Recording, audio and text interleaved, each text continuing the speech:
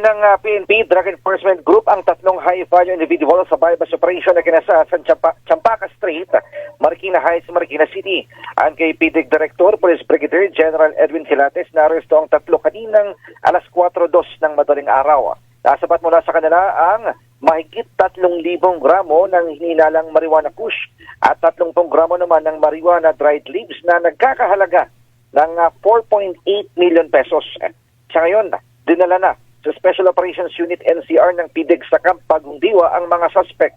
Naharap sila sa paglabag sa Comprehensive and Dangerous Drugs Act of 2002. Mga kababayan, huwag nyo nang hanapin ang mga pulis sa presinto sapagkat kami ay nasa inyo ng mga telepono. Dial 911, darating kami sa loob ng 5 minuto.